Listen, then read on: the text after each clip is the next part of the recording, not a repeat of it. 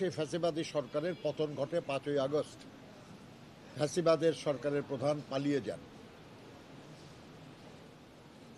এখন আন্দোলনের একটা পর্যায়ের সমাপ্তি হয়েছে, আমরা সফল হয়েছি আল্লাহর মেহেরবানিতে, কিন্তু গণতন্ত্র পুনঃপ্রতিষ্ঠার কাজ এখনো অবশিষ্ট রয়েছে।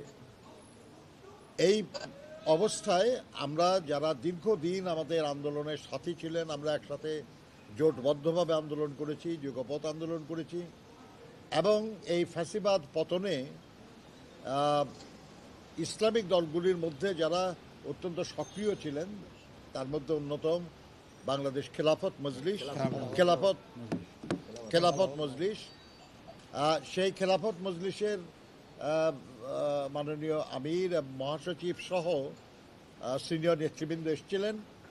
তাদের সঙ্গে আমাদের দলের মহাসচিব মির্জা ফখরুল ইসলাম আলমগীর সহ আমরা বসেছি, দীর্ঘ সময় আমরা আলোচনা করেছি এবং দেশে বিদ্যমান আর্থসামাজিক রাজনৈতিক পরিস্থিতি, মানুষের আকাঙ্ক্ষা এবং তা পূরণের লক্ষ্যে আমাদের কি করণীয় এ সম্পর্কে আমরা আলোচনা করেছি।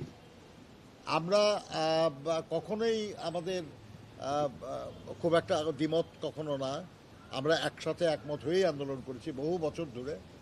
কাজেই এখনও আজকে যে আলোচনা করেছি আমরা, এই আলোচনায় আমাদের তেমন কোনো দ্বিমত নাই, আমরা একমতই হয়েছি। এবং যে আলোচনা হয়েছে তার আলোকে আপনারা এর আগেও দেখেছেন, যখন আমরা কারোর সঙ্গে কথা বলেছি আমরা তাদেরকেই বলেছি বক্তব্যটা পেশ করার জন্য। আজকে সেই জন্য খেলাফত মজলিসের সংগ্রামী মহাসচিব ডক্টর আহমেদ আব্দুল কাদের সাহেব উনি বক্তব্য রাখবেন। এখন ডক্টর আহমেদ আব্দুল কাদের। পরে বিসমিল্লাহির রহমানির রহিম। প্রিয় সাংবাদিক বন্ধুগণ,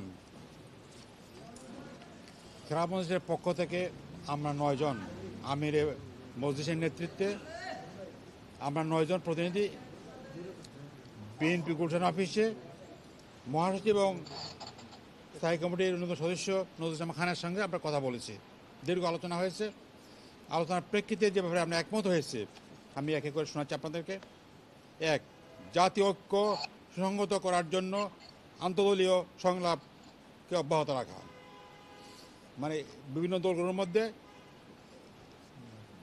সংলাপ করতে হবে, এটা আমরা একমত হয়েছি। 2, দ্রুত সময়ের মধ্যে প্রয়োজনীয় সংস্কার সম্পন্ন করে 2025-এর মধ্যে জাতীয় নির্বাচন ব্যবস্থা করা। 3, দ্রব্যমূল্য নিয়ন্ত্রণ, আইনশৃঙ্খলা পরিস্থিতির উন্নয়নের উদ্যোগ নিতে হবে। 4, ইসলামী মূল্যবোধ সমুন্নত রাখা ও ধর্মীয় সম্প্রীতি রক্ষার জন্য সবাইকে ইতিবাচক ভূমিকা পালন করতে হবে।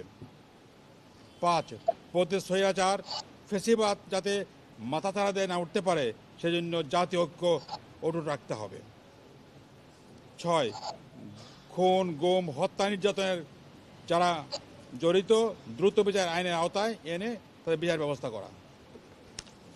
7, আওয়ামী সরকারের সময়ে আলেম ওলামা ও রাজনৈতিক নেতা কর্মীদের উপর দায়েরকৃত সকল মিথ্যা মামলা দ্রুত প্রত্যাহার করতে হবে। এই 7টি পয়েন্টে আমরা একমত হয়েছি এবং এর আলোকে আমরা সামনে কাজ করবো ইনশাআল্লাহ।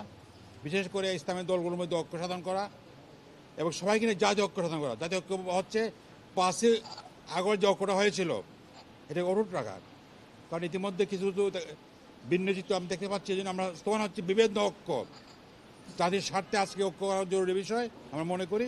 এই জন্য আমরা বিএনপির সঙ্গে আলাপ করতে এসেছি এবং আলাপ করে আমরা এবারে একমত হয়েছি। ধন্যবাদ আপনার সবাইকে।